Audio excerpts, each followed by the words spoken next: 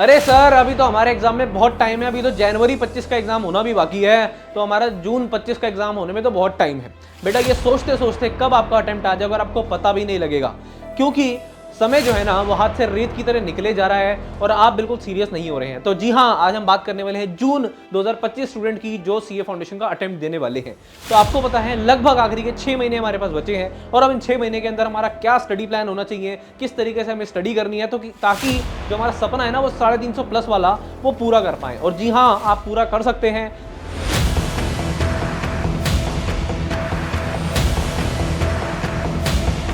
बेटा सबसे पहले आपको पता है कि आपके 4 सब्जेक्ट हैं, आप ठीक है जी। एक अकाउंट्स, लॉ, मैथ्स एंड सलार एंड इकोनॉमिक्स। हर कोई सब्जेक्ट 100 मार्क्स का है। अकाउंट्स और लॉ जो है वो डिस्क्रिप्टिव पेपर है और ये दोनों ऑब्जेक्टिव पेपर है। हर एक पेपर 100 मार्क्स का है, ठीक है सर। 400 नंबर का पेपर होता है टोटल। अब पास होने के लिए सबसे पहले हमें क्या चाहिए, हमें एग्रीगेट बनाना पड़ता है 200 मार्क्स और हर एक सब्जेक्ट में 40 मार्क्स चाहिए पास होने के लिए, ठीक है जी। अब या तो ये कर लो या फिर हर एक सब्जेक्ट में 50 मार्क्स का टारगेट लेके चलोगे तो आपकी दोनों की दोनों कंडीशन पूरी हो जाएंगी, यानी कि 14 ईच और 200 नंबर भी पूरे हो जाते हैं, ठीक है जी। हाँ जी, तो सबसे पहले पास होने की कंडीशन पता होनी चाहिए हर एक बच्चे को। 100 मार्क्स के 4 सब्जेक्ट है। अब मैं कुछ टिप्स बताने वाला हूं, उनको कैसे फॉलो करना है, क्या करना है, जरा नोट डाउन करना, इंप्लीमेंट करना, ताकि उसे आपको क्या करना है बेटा, आपको स्टार्ट करना है 2 सब्जेक्ट के साथ। बच्चे ज्यादातर गड़बड़ क्या करते हैं, वो एक साथ चारों सब्जेक्ट उठा लेते हैं। आपको ऐसा नहीं करना है, आपको 2 सब्जेक्ट के साथ चालू करना है। Theory plus practical is the best combination. Theory plus practical is the best combination. 2 subject उठाइए, स्टार्टिंग के 30 डेज सिर्फ उन 2 सब्जेक्ट पे फोकस करिए। स्टार्टिंग के 30 डेज सिर्फ उन 2 सब्जेक्ट पे फोकस करिए। 30 डेज बाद देखेंगे आप कि क्या होगा।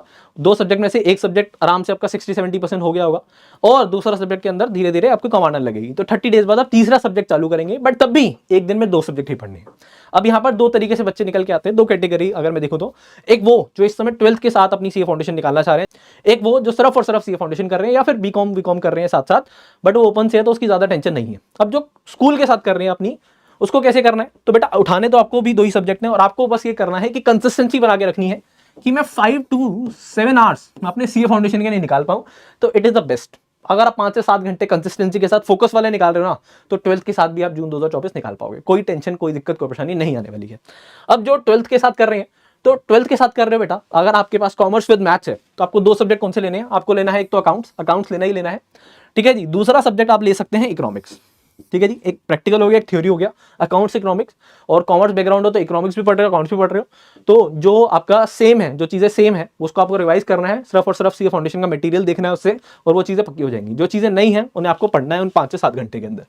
अब सर जो विदाउट मैथ्स वाले हैं, विदाउट मैथ्स वाले अकाउंट्स और मैथ्स सलार कर सकते हैं या फिर अकाउंट्स पे लॉ कर सकते हैं, वो जैसा चाहें आप वैसा कर सकते हैं। 2 सब्जेक्ट लेके चलने हैं, बस इतनी बात आपको ध्यान से सुननी है, ठीक है जी। बाकी और जो सिर्फ और सिर्फ सी फाउंडेशन कर रहे हैं उनके लिए बेस्ट कॉम्बिनेशन रहता है अकाउंट्स एंड लॉ, ठीक है जी। अकाउंट्स एंड लॉ एक साथ बस क्या करना, जो मैं आपको बोलूंगा, लॉ और मैथ्स सलार एक साथ में उठाना, क्योंकि दोनों ही हैवी हो जाते हैं, दोनों में ही थोड़ी सी बच्चों को दिक्कत रहती है। तो आपको ये करना है, मैं आपको बताऊंगा बाकी किस सब्जेक्ट में क्या करना है क्या नहीं करना है। सबसे पहले 2 सब्जेक्ट उठा लिए, स्टार्टिंग के 30 डेज सिर्फ 2 सब्जेक्ट के साथ फोकस करा। 12th वालों को क्या करना है और विदाउट 12th वालों को क्या करना है वो भी बता दिया। अब आपको स्केड्यूल बनाना है। स्केड्यूल मैं बना के नहीं दूंगा, क्योंकि आपके ऊपर डिपेंड करेगा आपके पास कितना टाइम है। आप मॉर्निंग स्टूडेंट हैं या इवनिंग स्टूडेंट है, तो आपको स्केड्यूल बनाना है। बट यहाँ पर स्केड्यूल ना बच्चे गड़बड़ क्या करते हैं, मैं 8 से 9 ये पढ़ूंगा, 9 से 9:30 मैं ब्रेक लूंगा, 9:30 बजे ये करूंगा, 10 बजे। बेटा ये स्केड्यूल ना बहुत ही गलत है। स्टार्टिंग में ही आपने फाउंडेशन गलत कर दी। क्या मतलब, अरे भाई साहब तुमने टाइम बेसिस पे स्केड्यूल बना दिया, वो टाइम हिलेगा ना तो तुम्हारे को डिमोटिवेशन फील होगी। मम्मी ने काम दे दिया, पापा ने काम बोल दिया, आपका वो पढ़ाई वाला टाइम था आपका वेस्ट हो गया, आपको लगेगा टाइम वेस्ट हो गया, मेरे से पढ़ाई नहीं होगी, पूरा दिन खराब हो जाएगा। तो इससे अच्छा है आप स्केड्यूल जो बनाओगे वो टारगेट बेसिस पे बनाओ। आपने डिसाइड कर लिया अकाउंट्स के अंदर आज मेरे को जनरल एंट्री के सारे क्वेश्चन करने हैं, तो बस वही बात खत्म हो गई। आपको सिर्फ उस टारगेट पे फोकस करना है, चाहे उसमें 2 घंटे लगे चाहे 3 घंटे लगे। आपको वो 45 मिनट के साथ मजाक नहीं करना है। 45 मिनट पढ़ूंगा, 15 मिनट ब्रेक लूंगा, ये मजाक है। लंबा बैठना पड़ेगा, इसके बाद इंटर भी करनी है, फाइनल भी करनी है। वहां पर लंबे लंबे बैठ, जब सिटिंग लोगे तब जाके आदत बनेगी। पेपर भी 3 घंटे का होता है, 45 मिनट के बाद ब्रेक नहीं मिलता आपको। जनरल क्या बोल रहे हो सर, बेटा जनरल एंट्री नहीं बोल रहा, यहाँ पर मैं बोल रहा हूँ आपको अपना पूरा ट्रैक रिकॉर्ड रखना पड़ेगा। आज मैंने जनरल एंट्री कंसेप्ट समझे, आज मैंने जनरल एंट्री के क्वेश्चंस करे, आज मैंने फाइनल अकाउंट के क्वेश्चन करे, रेगुलर बेसिस पर कितना टाइम लगा, एक नोटबुक बना लो और उसके अंदर फॉलो करते रहो। बिलीव मी, अगर पहले दिन से चीज करने लगे ना तो आपको पता लगेगा 3 महीने बाद ही आपको कितना अच्छा रिजल्ट देखने को मिल रहा है। हमारे साथ दिक्कत क्या होती है, हम पढ़ रहे होते हैं 12-12 घंटे, बट उसके बाद भी कोई आउटपुट नहीं निकल रहा होता, क्योंकि हम उसको चेक नहीं कर रहे होते। बिजनेस स्टडी में क्या पढ़ते हो कि भाई साहब अपने जो आपने टारगेट सेट करे थे उसको देखो कि कितना टारगेट अचीव हुआ है, ताकि पता लग सके कि क्या डेविएशन निकली है। इस बात को फोकस करिए, जर्नल बनाइए, रेगुलर नोट डाउन करिए क्या पढ़ा और कितना टाइम लगा। ठीक है जी। इसके अलावा अगर आप 9.0 लेते हो तो 9.0 के अंदर भी टास्क मेटर दिया हुआ हमने, उसके अंदर पूरा का पूरा शेड्यूल, पूरा का पूरा सिलेबस को ना टारगेट बेसिस में बांट रखा है। यही चीज हमने अपने कोर्स में जो मैं पॉइंट्स बता रहा हूँ ना, सारी की सारी ऑलरेडी इंप्लीमेंटेड है हमारे कोर्स में 9.0 में। इसलिए बेटा ऐसा ही नहीं उसे इंडिया बेस्ट सेलिंग कोर्स कहा जाता है। अब इस सब्जेक्ट से दोस्ती का क्या मतलब है बेटा? सब्जेक्ट से दोस्ती का मतलब है, देखो 4 सब्जेक्ट है। मैं ये नहीं कहता हर किसी बच्चे के चारों वीक होंगे, और ऐसा भी कोई बच्चा नहीं होता ज्यादातर कि जिसके चारों के चारों ही बहुत अच्छे हों। ठीक है जी, हर कोई बच्चा है जिसका एक सब्जेक्ट या फिर 2 सब्जेक्ट खराब हो सकते हैं, बाकी 2 तो अच्छे होंगे। तो आपको क्या करना है, जो अच्छे सब्जेक्ट है उनमें स्टार्टिंग से ट्राई करिए कि यार 80+ और 90+ का स्कोर में टारगेट करूं, और जो थोड़े से कम है, जो जैसे फॉर एग्जांपल लॉ खराब है, तो आप उसमें टारगेट रखो यार 50 और 60 में आ जाए तो मेरा काफी है। तो इस तरीके से करके चलोगे तो एग्रीगेट बड़े प्यार से बना पाओगे। वरना कई बार क्या होता है, आप क्या जो सब्जेक्ट खराब था और जो सब्जेक्ट अच्छा था, दोनों में 5-10 नंबर का डिफरेंस आता है। फॉर एग्जांपल मेरा लॉ खराब था और मैंने लॉ पे इतना ध्यान दे दिया कि उसमें भी 55 आए, अकाउंट जो मेरा अच्छा था उसमें भी 60 नंबर आए, तो यार एग्रीगेट बिगड़ गया ना। अगर मैं अकाउंट्स पे थोड़ा ज्यादा ध्यान देके अकाउंट्स और लॉ में 50 नंबर भी आ जाए तो मेरा काम चल जाता। तो इस तरीके से आपको स्ट्रेटेजी के साथ डील करना है। उसके अलावा स्ट्रेंथ और वीकनेस क्या है, दोस्ती का क्या मतलब है बेटा? देखो, दोस्ती करने का मतलब है उस सब्जेक्ट को जानो। अब हर एक सब्जेक्ट की ना एक वीकनेस होती है, कुछ स्ट्रेंथ होती है। अकाउंट्स के अंदर अगर मैं बात करूं अकाउंट्स की, तो अकाउंट्स में वर्किंग नोट्स की बहुत ज्यादा वेटेज होती है। अगर आप वर्किंग नोट्स प्रॉपर बना रहे हो, प्रेजेंटेशन प्रॉपर कर रहे हो, ठीक है जी, तो इसकी बहुत ज्यादा फायदे हैं। इसके अलावा अकाउंट्स के अंदर स्टेप वाइज मार्किंग होती है। तो आपको पता है यार, अगर मेरे को 70-80% भी क्वेश्चन आता है ना, तो मेरे को नंबर मिल जाएंगे। 70-80% भी अगर क्वेश्चन आता है तो मेरे को नंबर मिल जाएंगे। तो आपको ये पॉइंट्स पता होने चाहिए किस सब्जेक्ट के अंदर क्या चीज बच्चों को दिक्कत देती है और क्या चीज उन्हें फायदा मिलता है। हाँ जी, तो स्टेप वाइज मार्किंग होती है, वर्किंग नोट्स होते हैं अकाउंट्स के अंदर। तो आपको ध्यान रखना है, आपको हमेशा ना इस चीज पे नहीं भागना कि मेरा पूरा क्वेश्चन चाहिए हो। 80% भी ठीक हो रहा है तो कोई दिक्कत नहीं है। तो आपको हर एक सब्जेक्ट के पॉइंट्स पता होने चाहिए। लॉ के अंदर बच्चे मरते क्यों है? लॉ के अंदर बच्चों को दिक्कत क्यों होती है? वो यार याद तो सब कर लेते हैं बट लिखने में दिक्कत होती है। पहले दिन से गांठ बांध लो इस बात को कि लॉ के अंदर आपको राइटिंग प्रैक्टिस करनी है। लॉ के अंदर राइटिंग प्रैक्टिस करनी है। लॉ के अंदर मार्क्स क्यों कटते हैं? प्रेजेंटेशन के। क्यों करते हैं बेटा? प्रेजेंटेशन मतलब, अरे बेटा लॉ के अंदर आपसे एग्जामिनर चाह रहा है, हाँ जी, आपसे एग्जामिनर चाह रहा है कि आप ना लॉ की लैंग्वेज लिखो। लॉ की लैंग्वेज नहीं है कि 100% लिखना है बेटा, कुछ कीवर्ड्स हैं, कंसिडरेशन, कुछ ऐसे अमाउंट्स, कुछ ऐसे वर्ड्स हैं जो आपको यूज करने होते हैं। तो उसको आप जब रेगुलर प्रैक्टिस करोगे, कोई से चेक करके बताएगा, तभी फायदा होगा। इसीलिए 9.0 में बेटा लॉ के हर एक टॉपिक के टेस्ट लगा रखे हैं हमने। इसके अलावा आपको परफेक्ट प्रैक्टिस बुक में कीवर्ड्स मिलते हैं। परफेक्ट प्रैक्टिस बुक जो मिलती है आपको 9.0 के साथ, उसके अंदर हर एक वर्ड के नीचे, हर एक क्वेश्चन के नीचे बता रखा है कि क्या लिखना है, किसे अंडरलाइन करना है। ये होती है प्रेजेंटेशन। तो हर एक सब्जेक्ट के अंदर आपको पता होना चाहिए कि कहाँ बच्चों के नंबर कटते हैं, कहां नंबर एक्स्ट्रा मिलते हैं। जैसे अकाउंट्स के अंदर आपको समझ आ गया कि यार स्टेप वाइज मार्किंग होती है, तो मेरे को घबराने की जरूरत नहीं अगर पूरा क्वेश्चन पे नहीं बन रहा है तो। वर्किंग नोट्स की बहुत ज्यादा वेटेज है, प्रेजेंटेशन की बहुत ज्यादा वेटेज है। मैथ्स स्टैट्स चला, बच्चों को डर क्यों लगता है? बच्चों को डर लगता है क्योंकि मैथ्स सुनते हैं। भाई साहब मैथ्स डर लगता है, स्टैट्स कर लो पहले। आप स्टार्ट करो स्टैट्स से, स्टैट्स करो। अब स्टैट्स में क्या खराब है? स्टैट्स के अंदर फॉर्मुलाज है, तो फॉर्मुलाज बेटा एक जगह लिख के चिपका लो, बात खत्म हो गई। स्टैट्स आपका आराम से हो जाएगा। थोड़े से क्वेश्चन प्रैक्टिस करें, काम बन गया। LR 20 नंबर की है, बहुत ज्यादा आसान है, कोई दिक्कत कोई परेशानी नहीं है।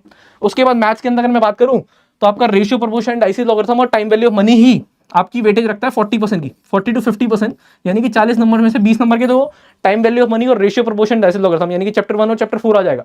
तो यार बाकी चैप्टर्स पे ध्यान देने का जरूरत ही क्या है? पहले पास होने के लिए जरूरी है ना। तो ये मैंने देख लिया यार कि अगर मैंने ये कर लिया मैं पास हो जाऊंगा। तो जो सब्जेक्ट वीक है उसको इस तरीके से डील करो, और जो सब्जेक्ट स्ट्रॉन्ग है उसके अंदर देखो मैं किस तरीके से इसमें नंबर बढ़ा सकता हूँ।